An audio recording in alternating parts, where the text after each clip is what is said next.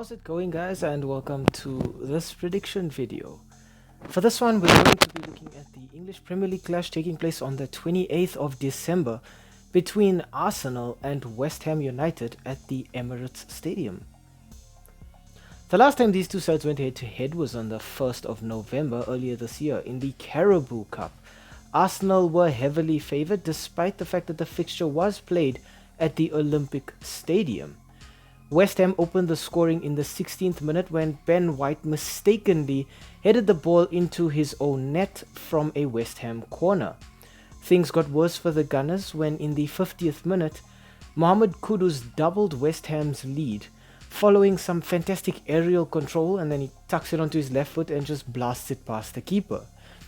And I think the game was over and done with when in the 60th minute, Bowen again managing to control the ball from the air at the edge of the box and just half volleying it past the keeper to make it 3-0 to West Ham on the day.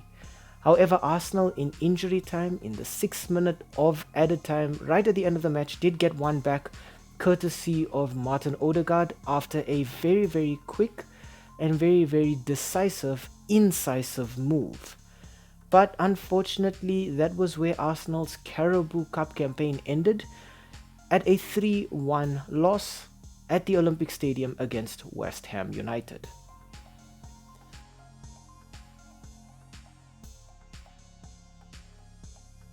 We start off our team analysis with home side Arsenal. The last 5 matches for the Gunners have ended in 2 wins, 2 draws and a single loss. Their last match being a 1-1 draw at Anfield against Liverpool. It was a very hotly contested match where Arsenal actually took the lead early on, but they let it slip, and I think at the end of the match they would have been grateful to have come away from Anfield with that point and with their lead at the top of the Premier League still intact. Obviously, the man to mention for Arsenal has got to be Bukayo Saka with his 8 goals and 11 assists. Bukayo Saka is always a threat for Arsenal, whether it's out wide or coming down the middle. Next up, I want to talk Gabriel Martinelli with his 4 goals and 3 assists. What I like about Martinelli is when the rest of Arsenal is being kept quiet and sort of been neutralized by the opposition, Martinelli is always this player who manages to rise above everybody else and just get these winners that Arsenal need to force them over the finish line. And finally, I want to talk Declan Rice with his 3 goals and 2 assists. For Declan Rice, I think any fixture against West Ham is obviously going to be very emotional, considering he had just joined Arsenal from West Ham. But I think Rice brings something to Arsenal that they were severely lacking last season, which is stability in the centre. But we also have to remember that, like Martinelli, when Arsenal need goals, Declan Rice can get those goals.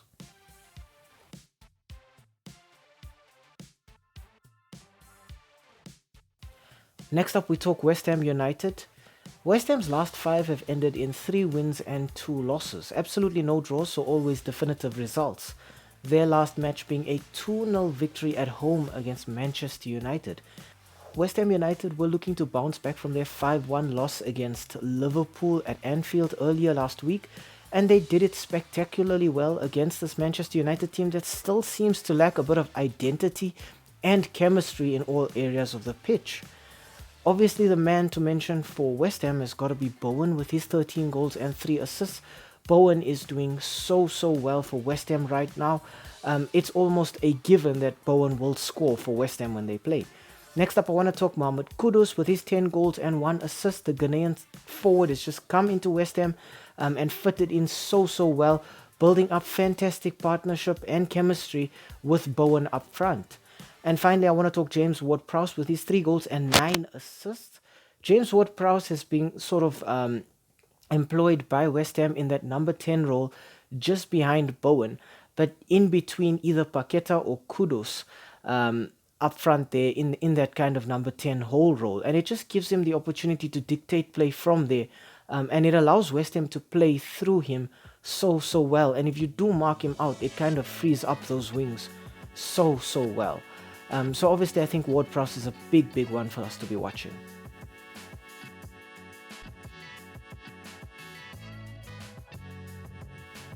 Okay, on to the head-to-head in the S3M2 Verdict. The last 5 matches between these two sides have ended in 3 wins for Arsenal, 1 win for West Ham United and a single draw. I think obviously we have to consider the form of Bowen and Kudos right now.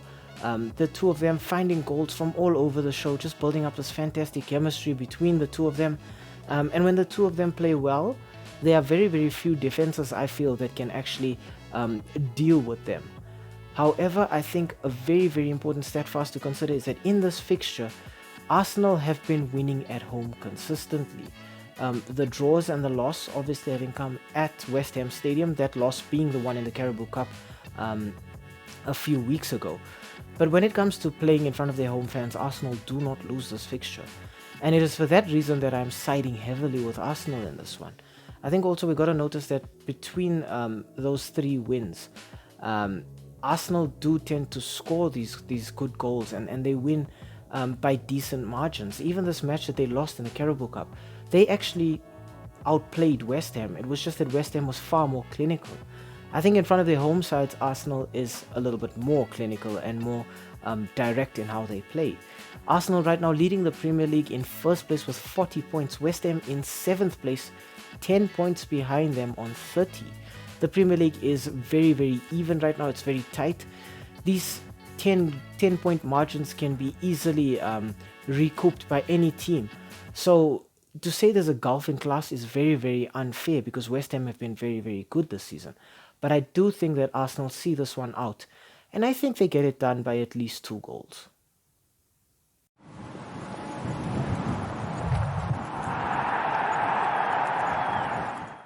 Hi, thank you for making it to the end of this video. We really appreciate the watch time and the fact that you took some time out of your day to spend it with us talking about the sport that we all love. If you enjoyed the content, why not, drop a like down below or comment in the comment section. Maybe even consider subscribing to the channel. And I mean, while you are here right now, have a look at some of our old videos too. They should be appearing on the screen right now, along with that subscribe button. So you know exactly what to do. Thank you so much. It really helps with the YouTube algorithm. And have a great day out there. And we hope to see you again very, very soon. Thanks. Stay safe.